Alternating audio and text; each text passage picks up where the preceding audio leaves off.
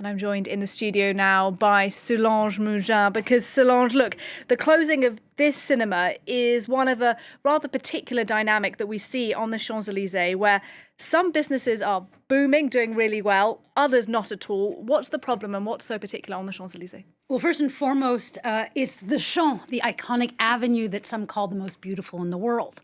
Now, after the Eiffel Tower, it is arguably the symbol of Paris. So the rent prices there are, according to the firm Knight Frank, 3 to 5 times higher than other busy tourist areas in the capital.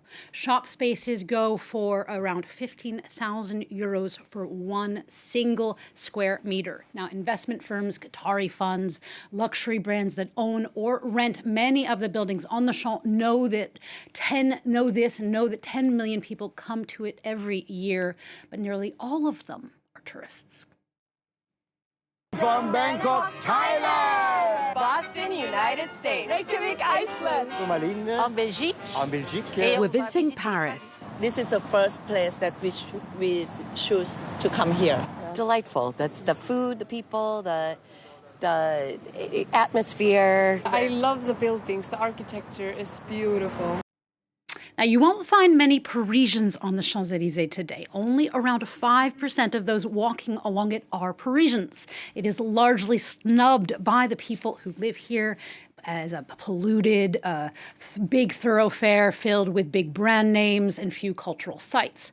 So as the 5th most expensive avenue in the world, it has many of the same issues that others like it have, like Fifth Avenue in New York, Orchard Road in Singapore. It's become to some the epitome of excess, be it cars, consumerism, globalization, and tourism. It wasn't always thus, though, Solange. Parisians didn't used to give it a cold shoulder. In fact, it used to be quite happening, didn't it, the Champs-Élysées? It was, just like in the famous song by Jodassin, and even actually even more so in the choice of its actual name. Its namesake is the Elysian Fields in Greek mythology. The Champs-Élysées used to be a place that Parisians really wanted to go to. Nearly 2 kilometers in length and some 70 meters wide, it has been a major road for over 350 years. In 1670, King Louis XIV, he wanted a road that could travel from the Louvre Palace to Versailles, but it was swampland and actually was quite dangerous and with bandits, and it was actually also quite smelly with lots of sewage. So his gardener, Le Nôtre, created this road. And then during the Revolution, it was actually along the avenue that many women, thousands of women, came asking for bread during the Revolution. But at that point, it was a road. It wasn't until the 1830s that it became a place to enjoy the good life, both during the day but also at night, as it had gas lamps all along it. And this shows the extent to which today's Christmas light ceremony on the Champs and also other major cultural gatherings are tied to it. It is still the place where on the 14th of July, on Bastille Day, the national day, a military parade is held, except because of this year, because of the Olympics. It's also where protests sometimes break out, as we saw with the Yellow Vest movement, and it's also where people gather after France wins major soccer matches. But in the day-to-day, it is above all a major roadway for cars, so that means there is pollution, there's noise, and aside from the tourists who come because of its historic weight, well, there are very few unique shops. Right, but there are efforts now, Solange, to try and change that.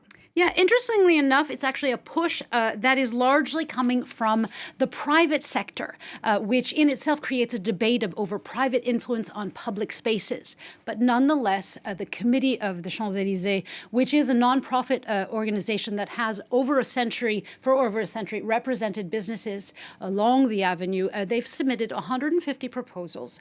They did this last month and gave them to the Paris mayor's office. Their 5-year, €5 million study essentially mapped out a project to reduce traffic to 2 lanes and make it much more walkable and greener.